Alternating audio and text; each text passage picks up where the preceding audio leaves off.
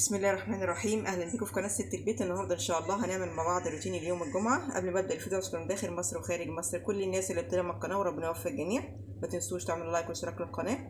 بص يا ستي، جبت العدس اهو اللي هو اللي بدات على الكشري، نقيته وغسلته واحط عليه ميه سخنه كده ماشي، واركنه على جنب عشان ايه الحبايه تنفش شويه ونيجي مع بعض ماشي. الفول مدمس ماشي. انا جبت هنا الفول اللي هي البيضه الحلوه دي ماشي، العريضه اللي هي البلدي، غسلتها كويس برضه هجيب ميه سخنه واحطها عليها برضه وايه واسيبه واركنه على جنب كده لمده ساعتين ونيجي مع بعض. حله للشوربه هنعمل فراخ. بصوا جايبه طبعا قوطه وورق غار وقرنفل، هنحط الحاجات دي كلها وبصل ماشي. تاني حطيت فيها الميه وهحط فيها الزيت واحط الملح عشان المكرونه. الشوربه غليت يا جماعه، هنحط بقى الفراخ ماشي ونيجي مع بعض. بتاعت المكرونه نحط المكرونه بقى ونسيبها تستوي ونيجي مع بعض. الحله اللي احنا سلقنا فيها طبعا انا هحط فيها شويه زيت واحط المكرونه تاني ماشي. الحله اللي احنا سلقنا فيها هحط فيها شويه زيت كده ماشي. احنا كده صفينا المكرونه، هنحطها بس الزيت يتقدح شويه ونحط المكرونه.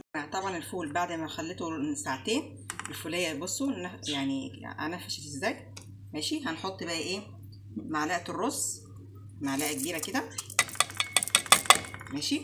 هنحط معلقه سكر، معلقه السكر دي يا جماعه اللي تخليه زي الزبده. هنحط بقى الميه السخنه ونولع عليه البوتاجاز ماشي، يغلي غلوه ونوطي عليه خالص كده. الفراخ استوت اهي ما شاء الله، شايفين الشوربه شايفين ما شاء الله. هنطفي عليها بقى ونعمل بقيه الحاجه. التقليه بقى ماشي، هنحط بقى شويه زيت كده، عندك حته سمنه حطيها ماشي. هنحط التومه بقى، نعمل التومه اهي تحمر بس شويه ماشي. كلنا شاطرين ما شاء الله، بس انا بقول للبنات المبتدئين انا بعمل يا جماعه الكشري بالثوم ما بعملش ببصل ماشي. نحط بقى ايه شويه خل صغيرين كده، شويه خل يا جماعه ماشي. حط القوطه بقى نسيبها تتسبك ونيجي مع بعض عشان نحط التوابل. نعمل العدس بقى. انا بحط ايه بصلايه صغيره ماشي، وبحط رشه سكر وورقه غار. هنقلب بس كده تدبل شويه ونيجي مع بعض. فص ثوم بكزبره وشويه فلفل اسود، هنقلب كده هتدبل بقى شويه كده او تحمر شويه، وبعد كده نحط العدس. حطينا الميه والملح كده خلاص اهو، عملنا العدس اهو، نحطه على النار بقى يستوي ماشي ونيجي مع بعض.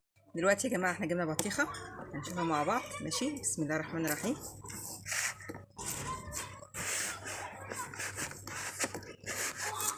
الله شايفين اهي. هنقطعها بقى وندوق ايه طعمها عامل ازاي. قطعناها ما شاء الله ماشي.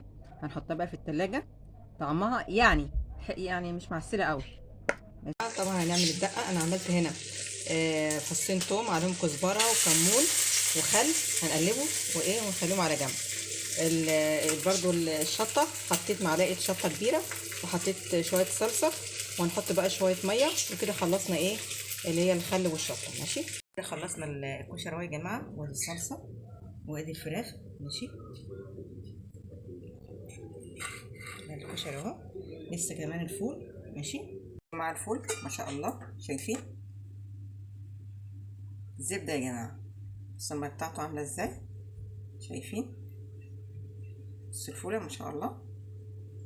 معلقه السكر بقى اللي بتحطيها بيخلولك بقى زبده ماشي. بس المهم انك توطي عليه خالص اول ما بتشغلي، بس اول ما بتحطيه بتعلي عليه يغلي غلوه وتغطيه بقى، وكل شويه بتسخني شويه ميه وتحطيها تزوديه، اوعي تسيبيه على النار كده ماشي.